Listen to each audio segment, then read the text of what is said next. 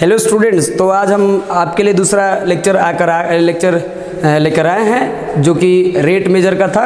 ठीक है, तो जैसा कि आप हमारा यूट्यूब चैनल स्टूडेंट्स केयर देख रहे हैं, मेरा नाम अक्षय कुमार और मैंने पहले लेक्चर में आपको ये समझाने की भरसक कोशिश की कि हर चीज़ बहुत क्लियर तरीके से हो जाए और आपको टास्क दिया था कि आप बाकी के क्वेश्चंस ज़रूर बनाएं। ठीक है, तो हो सकता है कि आप बनाए हो, कुछ हो सकता है कि कुछ लोग इग्नोर कर दिए होंगे, नहीं भी बनाए होंगे।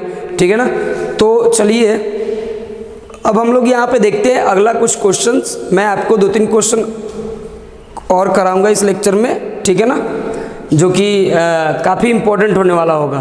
तो चलिए पूरी तरह से कंसंट्रेट करें कि आपको कैसे थिंकिंग करना है किसी क्वेश्चन पे, ये क्वेश्चन हमें क्या क्या दे रहा है, कैसे नोट करेंगे। ठीक है ना, चलिए तो शुरू करते हैं। देखिए, the length x of a rectangle is decreasing, the length x of a rectangle is decreasing eight the rate of 5 centimetre पर मिनट। ये आपका हमने ले लिया क्या, तो एक रेक्टेंगल ले लिया। ठीक है ना, ये मान लीजिए क्या ले लिया, रेक्टेंगल। मैंने क्या कहा है शुरू से, जो जो मुख्य चीज़ होगा ना उसको अंडरलाइन करिए या घेर लीजिए। तो लेंथ x है, चलिए भाई, तो लेंथ हमने ले लिया x। क्या है ये, रेक्टेंगल, रेक्टेंगल का लेंथ क्या ले लिया, x ले लिया। सबसे ज़रूरी बात यहाँ पे क्या है, डिक्रीजिंग है। क्या है, डिक्रीजिंग। डिक्रीजिंग बताता है कि माइनस में लिखिएगा। ठीक है ना, eight the rate of, eight the rate of, और ये हमारा मिला क्या, डेटा, ये डेटा मिल गया। ठीक है ना, तो देखिए लेंथ जब x है, लेंथ क्या है, x है ना, तो यहाँ पे आप ना क्या लिखेंगे कि ये हमारा गिवन है, क्या है, तो dx बाई dt। क्या दिया है, dx बाई dt। लेंथ जो है धीरे धीरे डिक्रीज कर रहा है, ऐसे ऐसे ऐसे सिकुड़ते जा रहा है, डिक्रीज कर रहा है। ठीक है ना, तो डिक्रीज कर रहा है और रेट उसका है 5 सेंटीमीटर पर मिनट। तो यहाँ पे आपने लिख दिया, देखिए माइनस, माइनस क्यों, क्योंकि यहाँ पे क्या है, डिक्रीजिंग है। अगर इंक्रीजिंग होता तो क्या लिखते हैं, प्लस लिखते हैं। ठीक है ना, तो ये -5 सेंटीमीटर पर मिनट। ओके ना, आगे देखिए, एंड विड्थ वाई, यानी कि इसका विड्थ कितना है, वाई है, इज इंक्रीजिंग, इज इंक्रीजिंग। ध्यान दे, ध्यान दे स्टूडेंट्स, यहाँ पे डिक्रीजिंग था तो डिक्रीजिंग के लिए क्या लिखा, माइनस। यहाँ पे इंक्रीजिंग है तो इंक्रीजिंग के लिए क्या लिखोगे, प्लस। और प्लस को पहले लिखने की कोई ज़रूरत भी नहीं होती है। तो देखिए, increasing at the rate of 4 centimetre पर मिनट, यानी कि dy बाई dt बराबर 4 सेंटीमीटर पर मिनट। ओके ना, ये आ गया 4 सेंटीमीटर पर मिनट। अब देखिए यहाँ पे एक चीज़ खत्म हो गया। ठीक है ना, यहाँ तक की चीज़ों को हमने उतार दिया। कह रहा है कि इसी दरमियान जब मतलब कि ऐसे रेक्टेंगल है, घट रहा है उसका लेंथ, है ना, और उसका उसी प्रकार से ब्रेथ बढ़ भी रहा है। तो एक समय ऐसा भी आएगा, एक समय ऐसा भी आएगा, है ना, जब कि x बराबर 8 आएगा, यानी लेंथ जब x आएगा। ठीक उसी प्रकार से ऐसा समय आएगा, जैसे आप लोग सुने होंगे कि महाभारत में कृष्ण जी बहुत सारी भविष्यवाणियाँ किए थे और वो सही भी हुआ, गीता में ऐसा पढ़े होंगे। ठीक है ना, तो बहुत सारे सॉन्ग भी निकले उस पर। खैर वहाँ पे ये ऐसा क्वेश्चन है कि लेंथ इसका क्या है, घट रहा है किस रेट से, तो 5 सेंटीमीटर पर मिनट के रेट से, जबकि इसका ब्रेथ यानी विड्थ बढ़ रहा है 4 सेंटीमीटर पर मिनट के रेट से, है ना। तो जब x बराबर 8 हो, जब लेंथ 8 हो और ब्रेथ कितना हो, 6 हो, जब लेंथ 8 और ब्रेथ 6 हो, तब बताइए, यानी find the rate of change क्या, तो द पेरीमीटर, पेरीमीटर किस रेट से चेंज हो रहा है, और दूसरा कि एरिया जो है वो किस रेट से चेंज हो रहा है, ये हमें निकालना है। ये दोनों चीज़ अवेलेबल है। और ए में क्या आपको निकालना है, तो dp by dt at x बराबर 8 सेंटीमीटर एंड y बराबर 6 सेंटीमीटर, इतना बराबर क्या है, वाट। समझ गए। और b, तो b नंबर में क्या निकालना है, तो b में निकालना है dA/dt एट x बराबर 8 सेंटीमीटर एंड y बराबर 6 सेंटीमीटर। तो ये है हमारा क्वेश्चन। हमारा जो प्रयास है ना, जो कोशिश है वो ये है कि हम आपको ये कह के, मतलब ये पढ़ा करके सिखा रहे हैं कि ये क्वेश्चन देखने में आपको बस भारी लग सकते हैं, जब आप इसको इंटरनली समझ के बनाने की कोशिश करेंगे तो ये काफ़ी आसान है। देखिए इस पूरे क्वेश्चन को पढ़ के जहाँ जहाँ इम्पोर्टेंट चीज़ था, या तो मैंने उसको अंडरलाइन किया या सर्कल किया और करके उसका डेटा हमने नोट कर लिया। ओके ना। अब हमें इससे मतलब नहीं, इससे मतलब रखना है। तो चलिए अब इसको हटा देते हैं।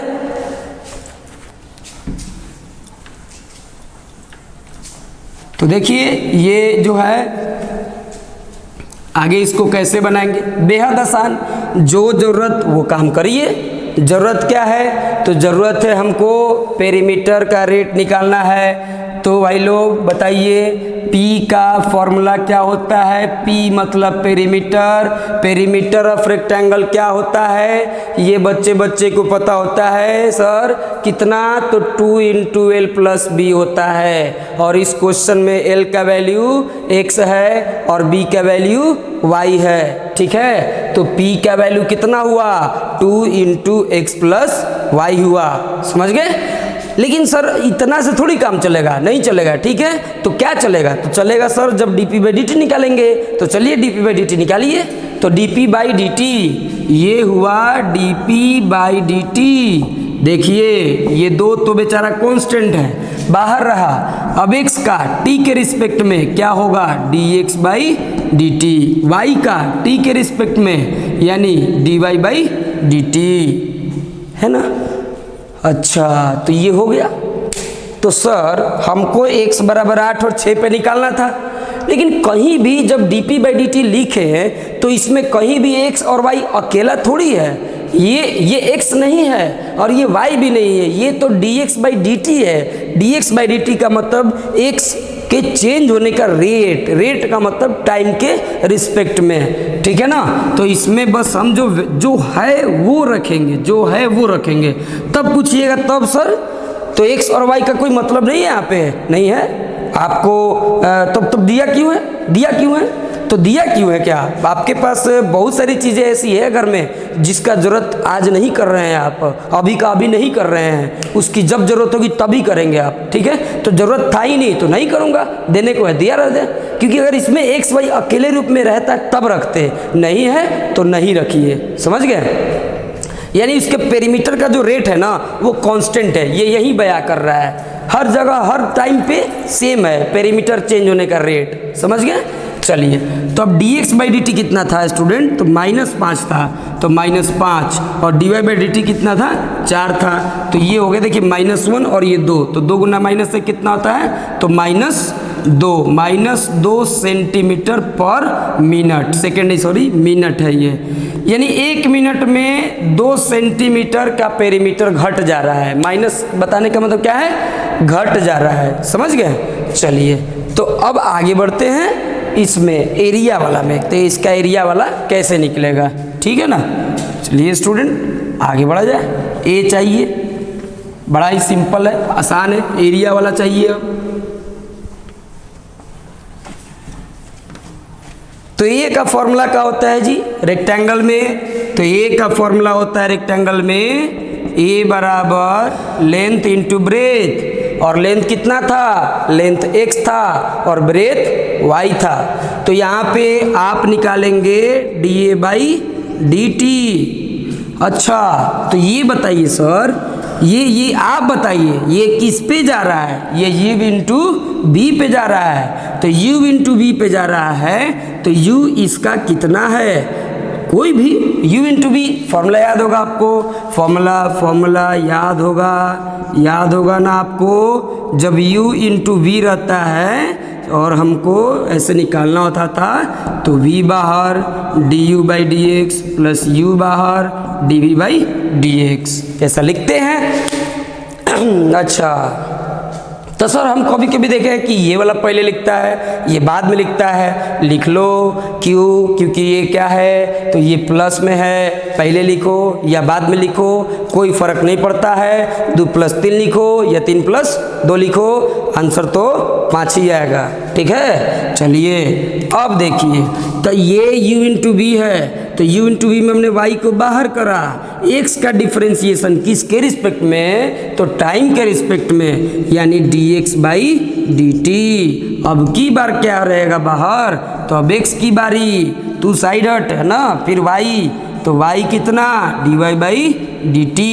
ओके, चलिए अब कुछ ना, बहुत आसान है। x का वैल्यू 8 दिया है, ये मेरा नहीं कहना है, क्वेश्चन ने दिया है। तो यहाँ पे आप लिखे dA/dt एट x बराबर 8 और y बराबर 6। अच्छा सर, तो इसमें आया, हाँ इसमें y अलग है और x भी है, यानी इससे ये पता चलता है स्टूडेंट कि ये जो एरिया का जो चेंज होने का रेट है ना, वो लेंथ ब्रेथ के बदलने से वो आराम से बदल जाए। जैसे कि जब लेंथ 8 है और ब्रेथ 6 है, तो उस वक्त चेंज होने का रेट कुछ और होगा। जब लेंथ का वैल्यू मान लो 10 रख देंगे और ब्रेथ मान लो कि 8 रखेंगे, तो उस वक्त चेंज होने का रेट कुछ और होगा। ये बताता है। और इसमें जब था ही नहीं, तो ये बताता है कि आप लेंथ ब्रेथ कुछ भी देख लीजिए, हर वक्त पेरीमीटर इसी रेट से चेंज हो रहा है। समझ गए मेजर डिफरेंस। चलिए, तो ये y है 6, dx/dt तो -5 था। अब की बार में देखो x, तो x है 8, फिर dy/dt, तो dy/dt कितना था 4, तो ये है देखिए -30 और ये हो गया 32, तो ये कितना हुआ, तो ये हुआ 2 सेंटीमीटर स्क्वायर पर मिनट, 2 सेंटीमीटर स्क्वायर पर मिनट। समझ गए? तो ये क्वेश्चन स्टूडेंट ऐसे बनता है। ओके, चलिए तो मिलते हैं अब एक और क्वेश्चन में, है ना। आइए उसको समझते, जो कि काफ़ी प्रैक्टिकल, काफ़ी इंपॉर्टेंट होने वाला है वो क्वेश्चन, है ना। अक्सर एग्जाम में पूछे जाते हैं वो क्वेश्चन, इसलिए बिल्कुल ध्यान से देखिएगा, एकदम अंत तक जरूर देखें।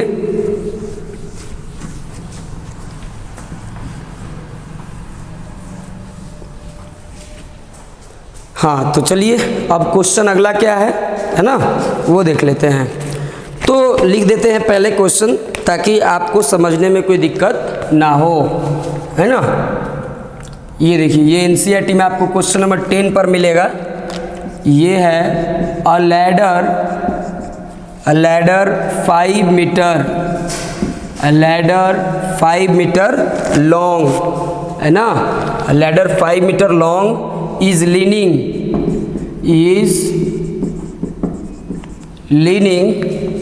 against a wall, है ना। Ladder 5 metre long is leaning against a wall. आगे देखिए, the bottom of the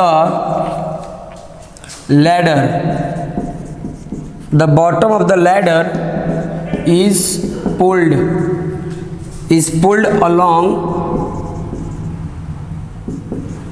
the ground, ठीक है ना, is pulled along the ground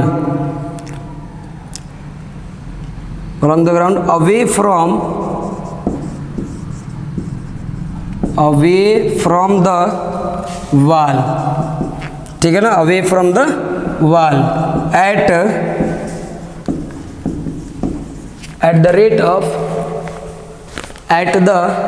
rate of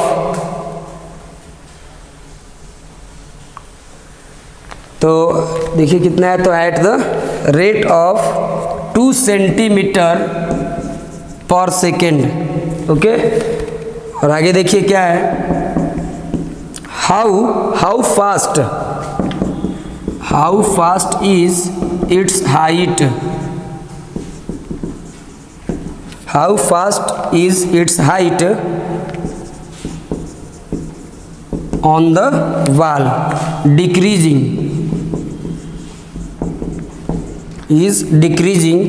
when when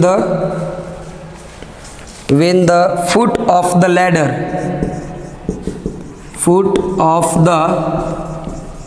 ladder is 4 centimeter away from the wall। Okay ना, चलिए तो ये question, okay ये हमारा क्वेश्चन है। और देखने से आपको लगेगा कहाँ का क्वेश्चन दे दिया है ना। बच्चे अक्सर इसमें कंफ्यूज हो जाते हैं, है ना। लेकिन मैं आपको इस तरीके से समझाऊंगा कि आपको अब कभी भी इस तरह के क्वेश्चन में कंफ्यूजन नहीं होगा। सबसे पहली बात, जरूरी चीज़ कि आप अपने आप को लेकर ये पॉजिटिव हो जाए। देखिए ये कैलकुलस का आप इसको शुरुआत ही मानिए, क्योंकि देखिए डिफरेंशिएशन कोई बहुत बड़ा मैटर नहीं है, ये वो काफ़ी आसान होता है। लेकिन शुरुआत आपके मतलब कि इंटरेस्ट भाग जाने का कहाँ से होता है, तो एओडी से होता है। क्यों? क्योंकि जब अगर आप 11th कमज़ोर हैं, मान लो 11th में कम पढ़ाए हो, बहुत जगह ऐसा होता है कि सिलेबस भी पूरा नहीं करता है लोग मैथ्स का। लेकिन मैं तो, अगर आप हमारे स्टूडेंट हैं तो आपको याद होगा कि मैं 10 फरवरी के पहले ही सिलेबस पूरा कर दिया था और हर चीज़ बताया था। लेकिन बाय द वे अगर मान लो कमज़ोर भी हो या भूल भी गए पढ़ के, तो फिर निराश हो जाते हैं आप। तो इसलिए यहाँ पे ये चीज़ ज़रूरी है कि अपने आप को ये हिम्मत देना, बताना, समझाना कि आप कुछ नहीं भूले हैं, आपके पास सब ज्ञान है, बशर्ते ज़रूरत पड़ेगा ना तो अब देखिए आपको याद आने लगेगा। अगर आप पढ़े हो तो एक बार भी, नहीं भी पढ़े हो तो चिंता मत करिएगा, मैं आपको वो चीज़ रिकॉल करूँगा, आपको कठिन नहीं लगेगा। ठीक है, चलिए तो शुरू करते हैं। ये देखिए क्वेश्चन है, a ladder 5 metre long, a ladder 5 metre long. जैसे मैंने कहा है कि डेटा जो मिले तो उसको अंडरलाइन कर लीजिए या घेर लीजिए। क्यों? यही तो मेन मतलब कि रेस का घोड़ा है, ये इस पे कमांड नहीं होगा तब तो गए ना। क्यों? देखिए एक बार में पूरा क्वेश्चन पढ़िएगा ना तो थोड़ा कन्फ्यूजन में हो जाइएगा कब क्या करें। देखिए ये कह रहे कि अ लैडर 5 मीटर लॉन्ग, ये हमारा लैडर था, है ना। लीनिंग अगेंस्ट अ वॉल, ये मान लो एक दीवार हो गया और ये ऐसे रखा गया तो इसी पोजीशन को लीनिंग बोलते हैं। ठीक है ना, अगेंस्ट अ वॉल यानी कि दीवार पे ऐसे रखा गया है।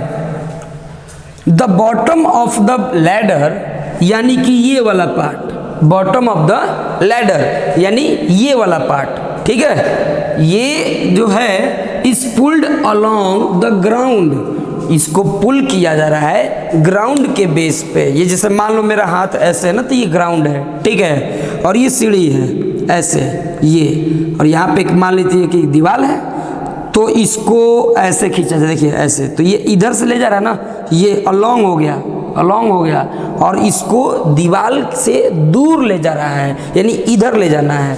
ठीक है, तो ये इधर ले जाएगा, यानी यू आप एक इमेजिनेशन कर सकते हैं कि ऐसा कुछ, ऐसा, ठीक है, इसको उधर ले जाएगा तो अलोंग द ग्राउंड, है ना, away from the wall, wall से दूर, ठीक है, eight the rate of 2 centimetre पर सेकेंड।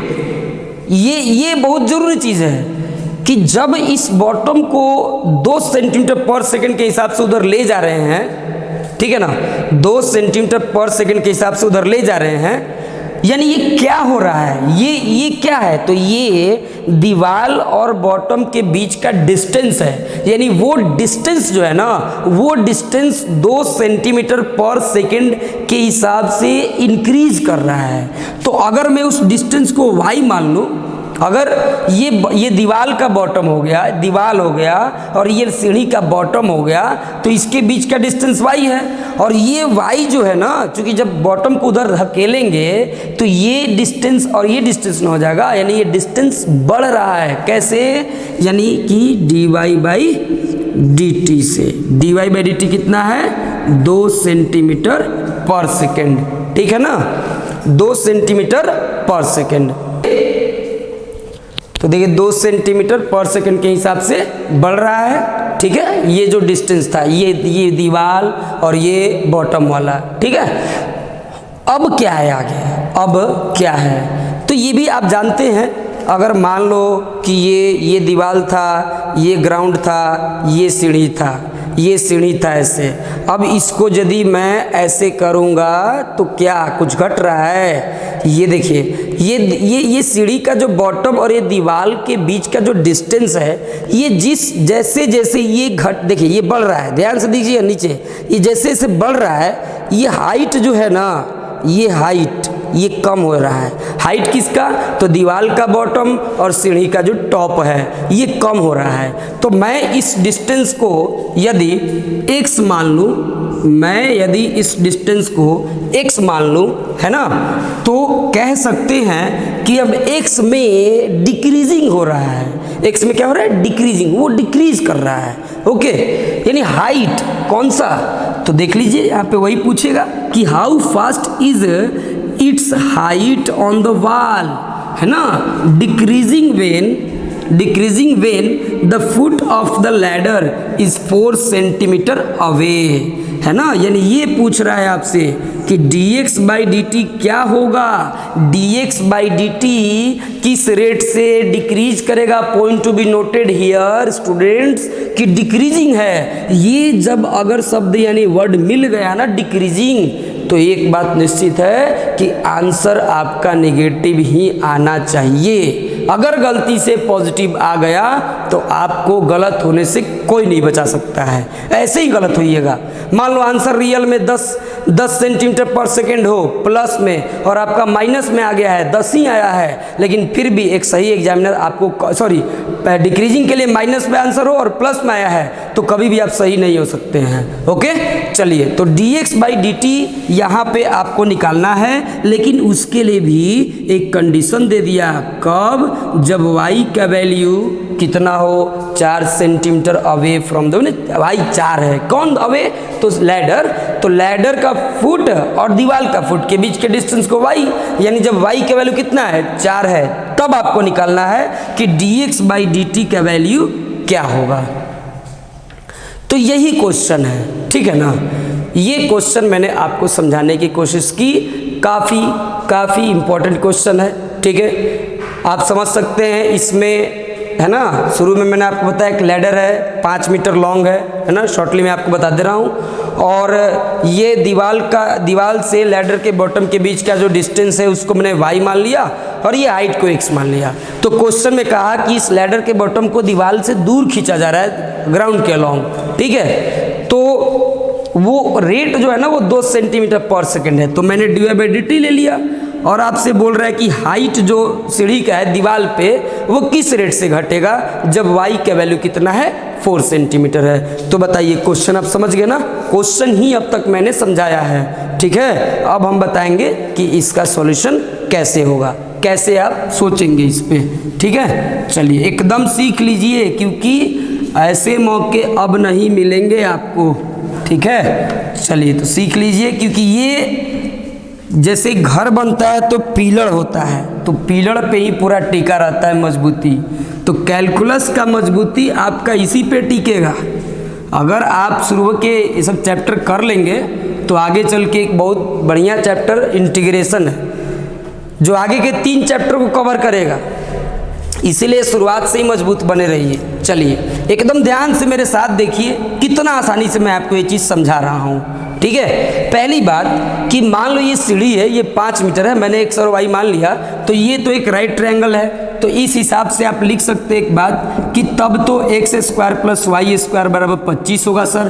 कहाँ से सर? तो ये सबको पता है कि ये पाइथागोरस थ्योरम से x square plus Y square बराबर कितना होगा, 25 होगा, ठीक है। चलिए तो ये 25 होगा, यानी अब हमको तो dx बाई dt चाहिए ना, तो dx बाई dt चाहिए तो डिफ्रेंशिएट करो, और कोई रास्ता नहीं है। चलिए तो ये x स्क्वायर का x के रिस्पेक्ट में पहले करेंगे तो क्या होगा, 2x होगा, फिर उस x का किसके रिस्पेक्ट में, टाइम के रिस्पेक्ट में, तो ये कर दिया मैंने, है ना।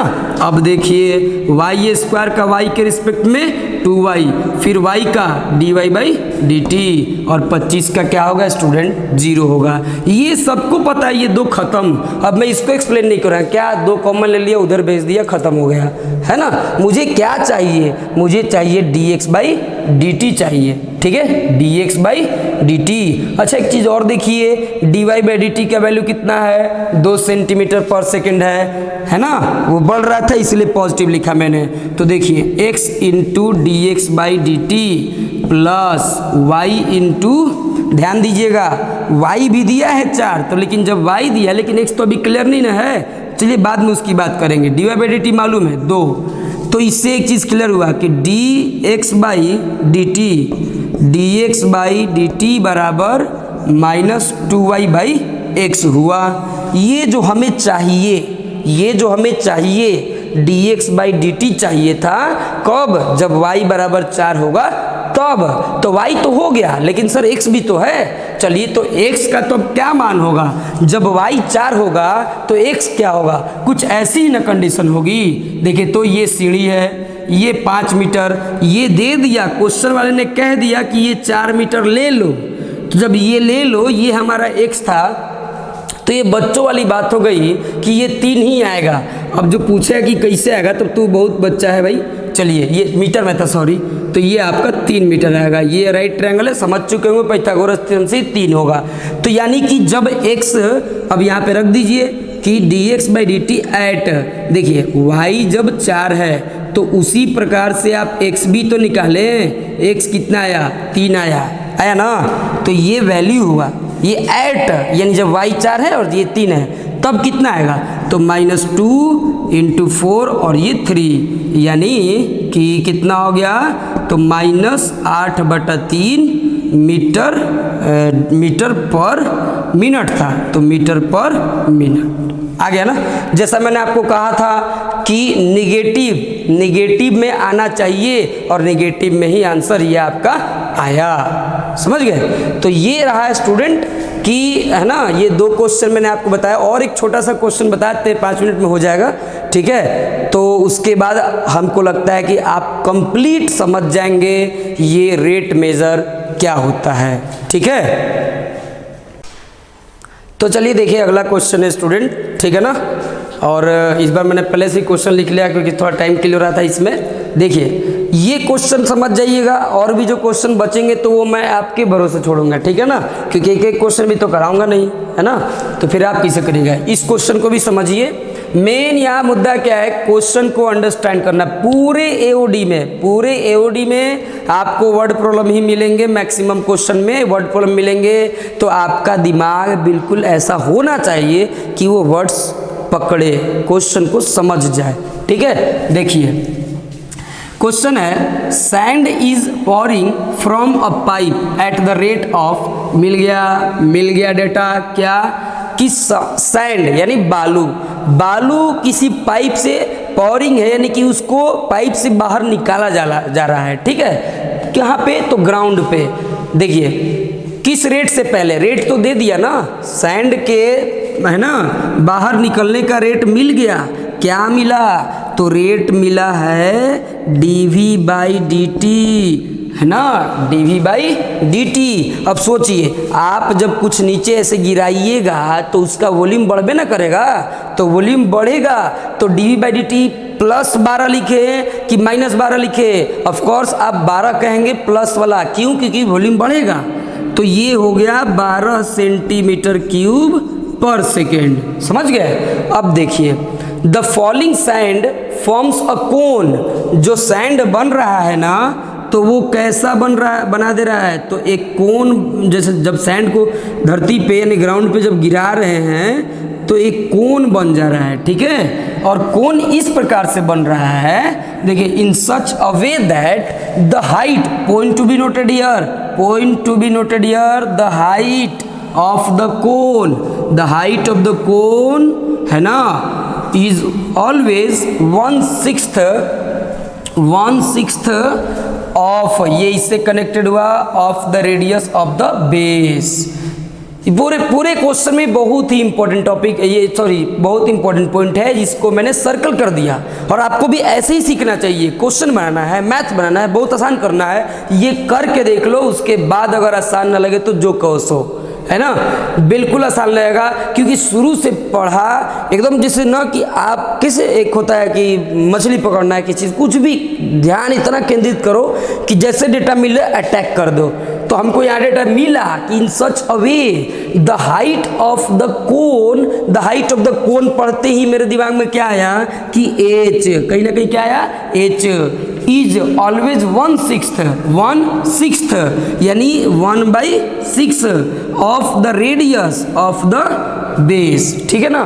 तो h बराबर आपका कितना हो जाएगा, 1/6 r हो जाएगा। h बराबर 1/6 r, समझ गए। इसका मतलब है कि r बराबर क्या हुआ, r बराबर 6h है, इसमें दे दिया है। अब कह रहा है कि हाउ फास्ट इज द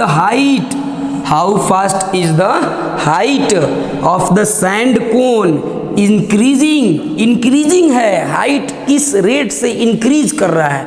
तो आंसर किस में, पॉजिटिव में, ठीक है। When the height is 4 centimetre. तो सिंपल है, आपसे पूछा जा रहा है कि dh/dt at what when h बराबर क्या हो, 4 सेंटीमीटर हो, h बराबर क्या हो, 4 सेंटीमीटर हो, समझ गए। चलिए तो अब हम यहाँ पे आगे बढ़ते हैं। तो अब इस क्वेश्चन की तो कोई ज़रूरत नहीं रहेगी ना, फिर भी हमारे पास स्पेस है, मैं इधर काम कर लेता हूँ। पहले देखिए, पहली बात है स्टूडेंट कि dv/dt दिया है तो पहले आप v पे अटैक करिए। v कोन का वॉल्यूम क्या होता है, 1/3 πr²h। तो v बराबर, ये हमेशा रिलेशन सही है, कभी किसी वक्त भी ये सही है कि r का वैल्यू 6h। चूंकि हमें क्या निकालना है, dh/dt। तो ये वॉल्यूम तो अभी दो वेरिएबल में ना है, एक r में है, एक h में है, तो मुझे एक में करना पड़ेगा। तो मैं यहाँ पे r का वैल्यू दिया हुआ जो है 6h उसको रखूँगा और ये h हो गया। तो ये v बराबर 1/3 पाई और ये 36h² इंटू h। ये देखिए 3 से ये 12 बार में, तो ये कितना हुआ, 12πh³, समझ गए। तो 12πh³, ये हमारा क्या मिला, ये dv/dt ना है, ये v है। अच्छा, अब इस क्वेश्चन को काम है क्या, नहीं सर, क्यों, क्योंकि यहाँ पे मैंने इसका डेटा उतार लिया है, ठीक है, और क्वेश्चन को बारीक से आपको समझा भी दिया है मैंने। चलिए, तो अब इसमें क्या दिक्कत है, कोई ना, अब आसानी से इसको सॉल्व करना है बस। चलिए अब आगे देखते हैं कैसे ही सॉल्व होगा। तब v मिल गया और dv/dt दिया है, तो देखिए v कितना है, तो v है 12πh³। तो dv/dt है, अच्छा तो t रख लीजिए। तो 12πh³ का डिफ्रेंसिएशन पहले h के रिस्पेक्ट में, तो कितना होगा 3h², फिर h का t के रिस्पेक्ट में, तो dh/dt। तो यही ना चीज़ निकालना है, dh/dt निकालना है, कब, जब h बराबर 4 होगा। लेकिन एक चीज़, dv/dt का वैल्यू कितना है, 12 है सर, 12 सेंटीमीटर/s, तो 12 रख दिया। ये 12π और ये 3h² इंटू dh/dt, है ना। मुझे लग रहा है इन सब का भी अब कोई काम ना है ना, इसको भी हटा दीजिए और साफ साफ बोर्ड पे पढ़ लीजिए। ये है अब आपका आंसर, बस आने ही वाला है और ये लेक्चर आपका अब एंडिंग होने ही वाला है। ये देखिए 12 ख़त्म। तो कितना आया स्टूडेंट, dh/dt बराबर 1/3 πh²। तो अब हमको dh/dt चाहिए कितना पे, तो h बराबर 4 पे, तो यहाँ 4 रख देंगे, 3π और ये 4 का स्क्वायर, तो 16×48 यानी कि 1/48 h चाहिए सेंटीमीटर/सेकेंड, समझ गए। तो ये h है ना कि घट। अच्छा, एक चीज़ यहाँ पे है ना, ये हाइट जो था, हाँ हाइट का इंक्रीज पूछ रहा था ना, इंक्रीजिंग, ठीक था। तो इंक्रीजिंग देखिए प्लस में आया ना, प्लस में आया मतलब कि ये सही है, ठीक है ना। चलिए, तो ये हुआ स्टूडेंट इस क्वेश्चन का सॉल्यूशन। तो अब मैं 100% ये कह सकता हूँ कि आप बहुत अच्छे समझ चुके होंगे, कंटिन्यू वीडियो देखे होंगे। तो मैं आपको टास्क देता हूँ कि आप पूरा बना दीजिएगा। Okay, thank you.